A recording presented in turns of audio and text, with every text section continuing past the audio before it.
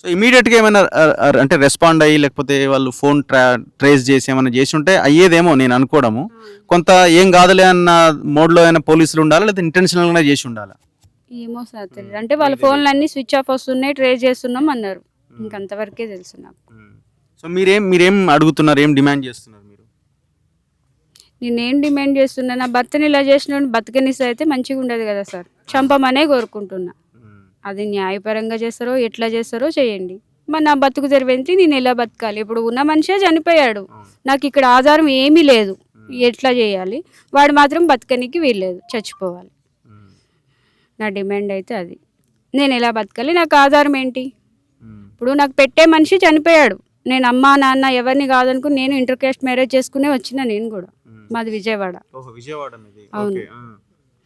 మీది love marriage? అవును, love marriage అంటే ఇష్టమై చేసుకున్నాం. మా వాళ్ళు కాదనుకున్నారు, కోపాలతో మాట్లాడలేదు అంతవరకే. కానీ ఇట్లా చంపడాలు, ఎత్తుకెళ్ళిపోవడాలు ఇక్కడే చూస్తున్నాం. ఇంత కిరాతకంగా చంపేంత వీళ్ళని ఎవరిని చూడలేదు. ఒక సైకోలాగా చేశాడు, మనిషిని ఇంటికి వచ్చి తీసుకొని పోయాడు. అంటే నన్ను కూడా తీసుకెళ్లాలని ప్లాన్లోనే వచ్చిండు ఆయన. నన్ను మా హస్బెండ్ వద్దనడంలో నేను ఏం వెళ్ళలేదు. మిమ్మల్ని ఎందుకు ఏమన్నాడు? మిమ్మల్ని మీరు కూడా రండి అన్నాడు. తను వద్దంటే నువ్వు కూడా రమ్మా, నమ్మకం లేకపోతే నేను పిఎస్కి వెళ్తున్నా అన్నాడు. వచ్చినప్పుడు వెంకటేష్ మీతో మంచిగానే మాట్లాడిండా? అమ్మాయి వాళ్ళ ఫాదర్ మంచిగా, పక్కన వాళ్ళు ఏదో కొంచెం గట్టిగా మాట్లాడుతుంటే గొడవ చేయకండి వాళ్ళు కిరాయికి ఉన్నారు అన్నాడు. అంటే ఆయన ప్లానింగ్ తో వచ్చాడు అనమాట. గొడవ చేస్తే పక్కన వాళ్ళేసి వీళ్ళు వెళ్ళనికి లేదు కదా, పక్కా ప్లానింగ్ తో బతిమలాడాడు, బయటకు తీసుకుని వెళ్ళాడు, మనిషిని చంపి చేతికి ఇచ్చాడు.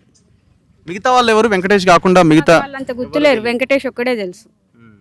వెంకటేష్ అయినా నేను 2-3 సార్లు ఈ కేసు దీనిలో చూశాను కాబట్టి తెలుసు నాకు, అంతే. ఇప్పుడు పోలీసులు ఏమంటున్నారు? పోలీసులు మళ్ళీ కంప్లైంట్ ఏమైనా తీసుకున్నారా? నా దగ్గర ఏం తీసుకోలేదు, శిక్ష అయితే పడుతుంది, ఏమి విడవమని చెప్తున్నారు. ఇంకంతే, ఇంకేం చెప్తలేదు. మరి నాకు న్యాయం ఏం చేస్తారో, ఆయనకి ఎలా శిక్ష చేస్తారో మరి అందరి దయ, అంతే. సో ఇది పరిస్థితి. ఇప్పుడు చనిపోయిన రాజశేఖర్ వాళ్ళ వైఫ్ తను, వీళ్ళ మరిది అమ్మాయి ఇద్దరు ప్రేమ పెళ్లి చేసుకున్నారు. సో వెంకటేష్ అనుకున్నది ఏంటంటే మొత్తం రాజశేఖరే కారణము, తన వల్లనే నా కూతురు వెళ్ళిపోయింది అనే కోణంలో ఇప్పుడు ఈ అబ్బాయిని చంపేశారు. ఎంత దారుణం చూడండి. ఇంత టెక్నాలజీ పెరిగింది, ఫోన్ స్విచ్ ఆఫ్ అయిపోతే ఇంకా కనుక్కోవడం